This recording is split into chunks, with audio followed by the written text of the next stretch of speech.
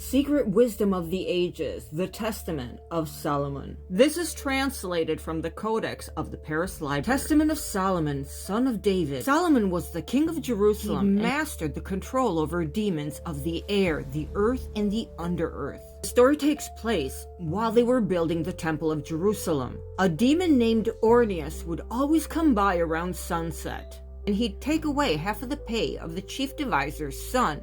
He'd also take half of his food. While this little boy slept, Ornius would suck his thumb, and the child grew very thin, even though he was much loved by King Solomon. Solomon called the boy to question him one day. "Do I not love thee more than all the other artisans who are working in the temple of God? Do I not give you double wages and double portions of food? How is it that day by day, hour by hour, you grow always thinner?" And the little boy tells the king that after every day of work at the temple, when they leave, he is visited by the demon Ornius that sucks his thumb, takes half of his food and half of his pay, and he says, "Oh my king, I just keep on getting thinner and thinner. This demon is literally sucking the life out of me." Solomon was very upset to hear this, and he runs to the temple of God and he starts praying all day and all night.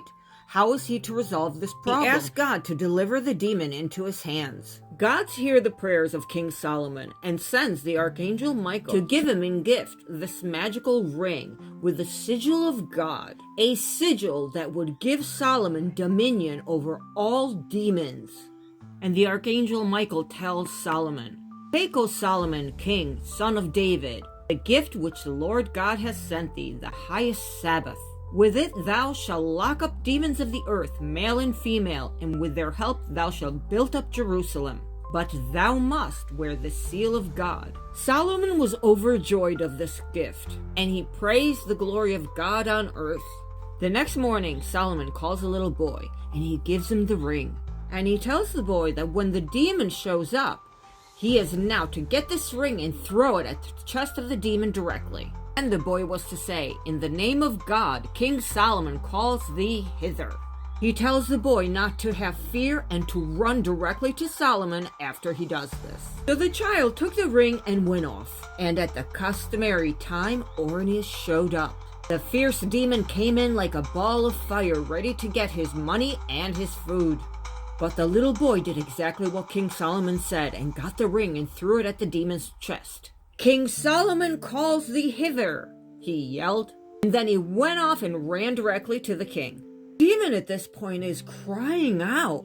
He's like, "Child, why have you done this to me? Take this ring off of me." He then tells the little boy that if he takes the ring off of him, he was going to give him all of the gold of the world. He keeps on begging to take the ring off of him and to not make him go to Solomon. The little boy says to the demon, "As the Lord God of Israel liveth, I will not brook thee, so come hither." And the little boy reaches King Solomon, all rejoicing, all happy.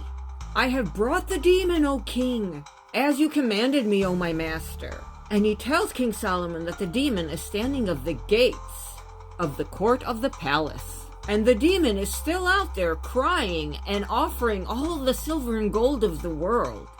When Solomon heard this, he rose up from his throne and headed directly to the gates of the palace. When he finally reached the gates, he saw an actual demon, trembling, scared, and crying. And he asked the demon what was his name. The demon responds, "I am Ornius." Then Solomon asked the demon, "What zodiac sign are you subjected to? Are you subject to?" And the demon responds, "To the water pourer. And those who are consumed with the desire for the noble virgins upon earth, these I strangle. But in case there is no disposition to sleep, I am changed into 3 forms. Whenever men come to be enamored of women, I metamorph myself into a commonly female, and I take hold of the men in their sleep and play with them. And after a while, I again take to my wings and hie me to the heavenly regions. I also appear as a lion. I am offspring of the Archangel Uriel, the power of God." Now Solomon, having heard the name of the Archangel that this demon was subject to, prayed and glorified God. "And I seal you, demon, and put you to work." This demon was given the job to cut stone. He was a stone cutter. He was now put to cutting the stones to build the temple. Then this demon was also to go down to the shore and collect all of the huge rocks that were brought by the Sea of Arabia. Now the demon was very fearful of iron, and he prayed and supplicated to the king, "Let me go free, and I will bring you all the demons." This demon didn't want to be subjected to Solomon, so Solomon calls upon the archangel Uriel. The archangel Uriel came out of the abyss of the water. He then cast his destiny upon the ground, and that destiny made subject to him the greater demon to cut stones at the temple. And for the power of God, Ornius was subjected to obey Solomon. Before giving him the seal, he commanded this demon to bring to him the prince of demons. Ornius now had to decide, was he going to give up the prince of demons?